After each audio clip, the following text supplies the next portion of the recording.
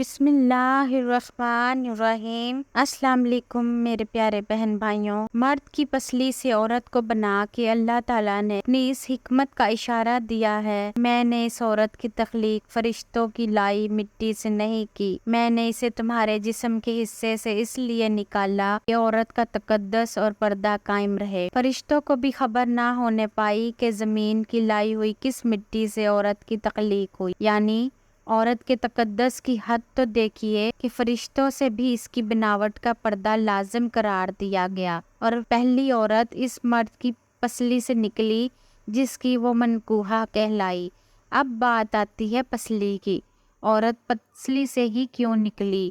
کیا ٹیڑھا پن وہیں سے ملا؟ نہیں، یہاں بھی حکمت سے خالی بات نہیں ہے۔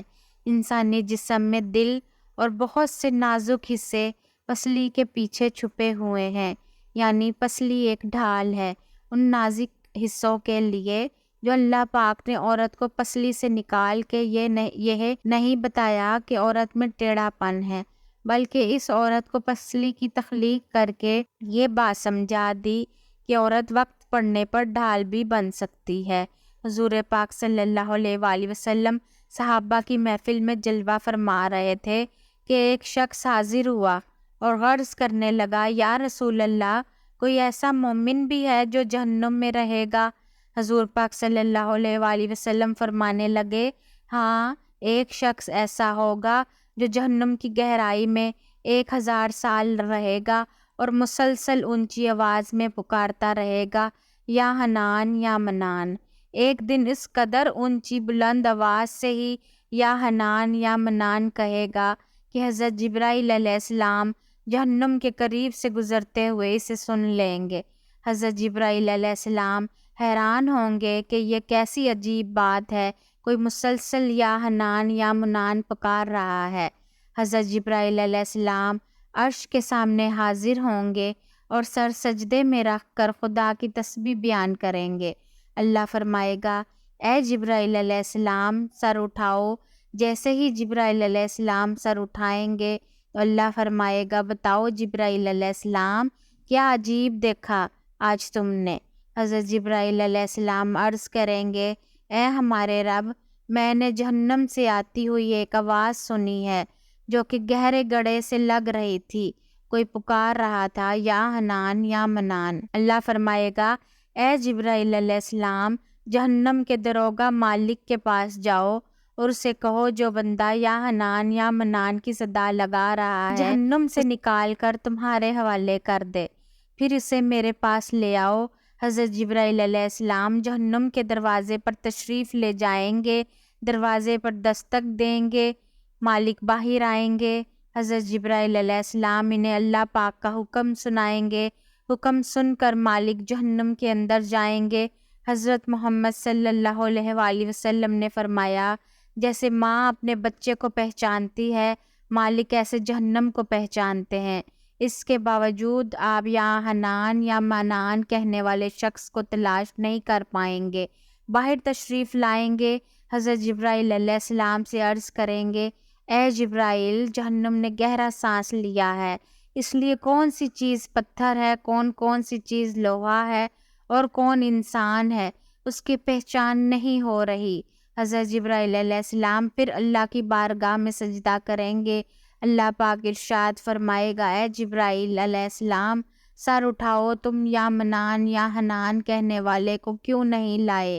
جبرائیل علیہ السلام عرض کریں گے، مولا، داروغہ جہنم کے مالک نے بھی معذرت کر لی ہے، کہتے ہیں جہنم نے گہری سانس لی ہے، اس وجہ سے پتھر، لوہے اور انسان کے درمیان کوئی فرق نہیں بچا، تو یہ سب جل کر کوئلہ بن چکے ہیں، کسی چیز کی پہچان نہیں ہو پا رہی۔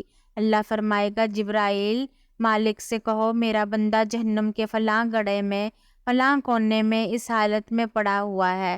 جبرائیل علیہ السلام جہنم کے دروازے پہ جائیں گے اور حضرت مالک کو یا حنان یا منان پکارنے والے کا پتہ بتائیں گے۔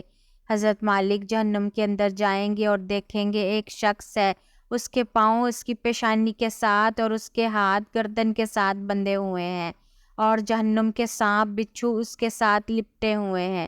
حضرت مالک اس کو زنجیریں اس کی توڑ دیں گے اور جہنم سے نکال کر حضرت جبرائیل علیہ السلام کے حوالے کر دیں گے۔ حضرت جبرائیل علیہ السلام اسے عرش الہی کے سامنے لے کر حاضر ہوں گے، سر سجدے میں رکھیں گے۔ اللہ پاک فرمائے گا جبرائیل علیہ السلام سر اٹھاؤ۔ جبرائیل علیہ السلام سر اٹھائیں گے۔ اب اللہ پاک اس بندے سے فرمائے گا، اے بندے، کیا میں نے تیری بہترین تخلیق نہیں کی تھی؟ کیا میں نے تیری طرف رسول نہیں بھیجے تھے؟ کیا میرے رسولوں نے تمہیں میری کتاب نہیں سنائی تھی؟ کیا میرے رسولوں نے تمہیں نیکی کا حکم نہیں دیا تھا؟ کیا تجھے برائی سے منع نہیں کیا تھا؟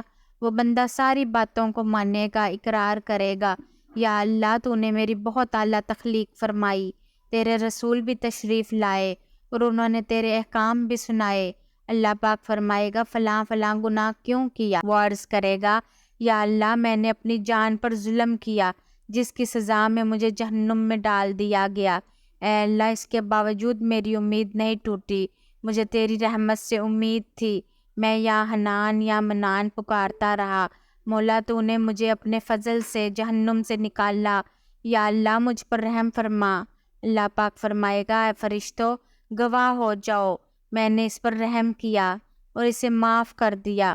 ناظرین، آئیے اپنا اپنا محاسبہ کرتے ہیں کہ ہم میں کوئی ایسا ہے جو کہہ سکے میں اپنے ایمان کا حساب کر سکتا ہوں؟ اپنے اپنے گریبانوں میں نظر ڈالیے، کوئی ایسی خوبی جس پر ہمیں یقین ہو کہ ہمیں دوزخ میں نہیں ڈالا جائے گا۔ ہزاروں سال کی عبادتیں بھی رد ہوتی دیکھی گئی ہیں، تو بس اللہ سے دعا کرتے ہیں، اے اللہ، ہم جانتے ہیں کہ اگر ہمارے ایمان کا سخت حساب لیا گیا تو یقیناً ہم بچ نہیں پائیں گے، ہم بے حد گناہ گار ہیں، لیکن اے اللہ تیری پاک رحمت کا سوال کرتے ہیں، ہم سے حساب اپنی عدل و انصاف پر لینا، بلکہ ہم پر اپنی رحمت اور عطا کا سایہ رکھنا۔ اے اللہ پاک، ہماری دعا کو قبول فرما، آمین ثم آمین۔ قیامت کے دن جب لوگوں کے ایمان کا حساب و کتاب ہو رہا ہوگا، پر کچھ لوگ ایسے ہوں گے جن کو اللہ تعالیٰ بغیر حساب کے جہنم میں بھیج دے گا۔ صحابہ کرام نے عرض کیا، یا رسول اللہ، وہ کون لوگ ہوں گے؟ نبی کریم صلی اللہ علیہ وآلہ وسلم نے فرمایا، ظالم حکمران، وہ تاجر جو جھوٹ بولتا ہو، وہ بوڑھا شخص جو زنا کرتا ہو۔ نبی کریم صلی اللہ علیہ وآلہ وسلم نے فرمایا، جس شخص میں یہ 3 عادات پائی جائیں وہ جاہل ہے، جو سننے سے پہلے ہی جواب دینا شروع کر دیتا ہے، بات کو سمجھنے سے پہلے ہی جھگڑا شروع کر دیتا ہے، علم نہ رکھنے کے باوجود فیصلے شروع کر دیتا ہے۔ اللہ پاک ہم سب کو نیک عمل کرنے کی توفیق عطا فرمائے، آمین ثم آمین۔ آپ سب کو میری یہ ویڈیو پسند آئی ہو تو میرے چینل کو سبسکرائب کیجیے گا اور کمنٹ باکس میں اپنی قیمتی رائے کا اظہار ضرور دیجیے گا۔ ملتے ہیں اگلی ویڈیو میں، تب تک کے لیے اللہ حافظ۔